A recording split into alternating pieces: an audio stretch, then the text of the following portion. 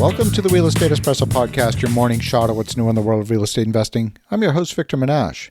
Today is another AMA episode, that is, Ask Me Anything. I love to answer your questions, and if you have a question you think is going to be of broad interest, send it in. I'll answer it live on the air.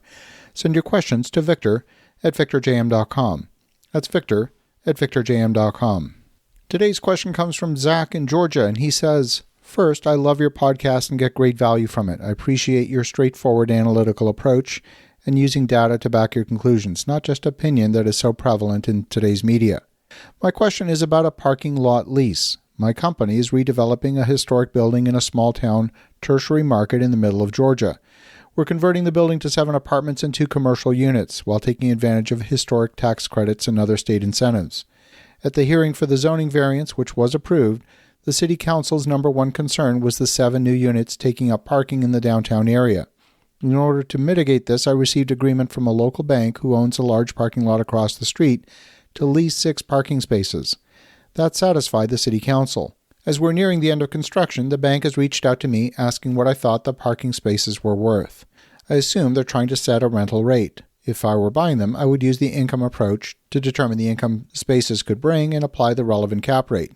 I plan on billing the tenants $50 a month for the reserved parking. However, I don't know what is a good number to negotiate with the bank for the lease of those 6 spaces. With no comps, there's no way to know if $50 is even a market rate. No tenants would be willing to pay that, after which I might need to lower the rental rate for the apartments. Currently, there's no charge to park in the city, and while the city has an ordinance requiring a parking pass for downtown, it's not really enforced. There's nowhere in town that currently charges for parking. In my opinion, having lived in Boston, there's plenty of downtown parking.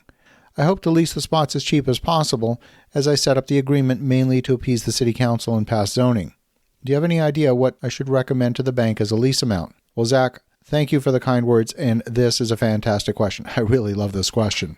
If you want to value the parking, there's several ways to look at it. The first is by comparing against parking rates in the area, and as you already said, there's no points of comparison, so that doesn't offer any insight. Clearly, you need to offer parking. Every single apartment project is always parking constrained. Unless you live in a dense urban environment with strong public transit like New York or Boston, parking is always the main constraint on residential density. No parking, no project. Having a contractual arrangement with a bank across the street will literally save your project. The approach I would suggest is to look at what it would cost you to build a parking lot from scratch. Once you know that cost, you can amortize that cost over a number of years and determine what the monthly cost should be to pay back that investment. It's the equivalent of the net present value calculation, or its inverse, which is an annuity calculation. So let me walk you through the math on how you would arrive at the answer. The first is to determine how much land you would need to build your own parking lot. Imagine that each parking space occupies 400 square feet when you consider the actual parking space at 200 square feet, a 10 by 20, and the drive aisle of equal size to reach each parking space. So 6 parking spaces would consume 2,400 square feet of land. Let's round that up to 2,500 square feet. And let's imagine that the land in the downtown area in an infill setting would cost you about $20 per square foot to purchase on the open market, assuming you could find it. Then you need to build a parking lot. So the first thing you need to do is figure out what the cost per square foot of the land is, because that's a major variable. But we'll use $20 a square foot for this example. And let's assume that the paving cost to you is $10 a square foot, including the preparation of the subbase with crushed stone. And let's assume there's another $5 per square foot in stormwater management. You add all of that together, and you're at $35 per square foot.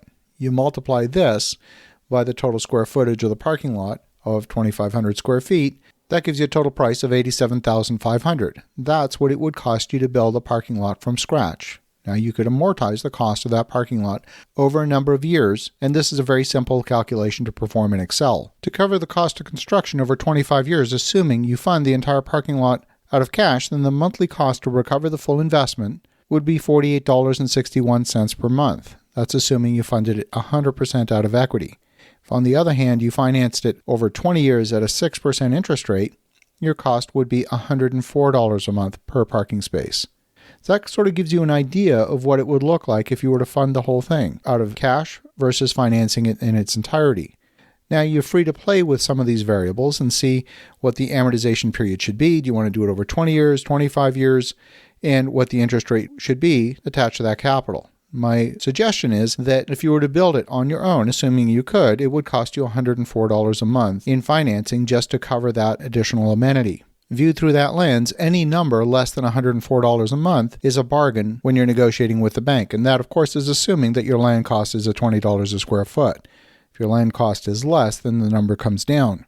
Of course, there's additional expenses associated with the parking lot, such as paying the property taxes, liability insurance, and any ongoing maintenance of the parking lot. If you can get the bank to agree to something in the range of $50 or $60 a month, I think you actually have a smoking deal. I want to thank you, Zach, for a fabulous question, and hopefully this gives you one way to look at the project. As you think about that, have an awesome rest of your day. Go make some great things happen.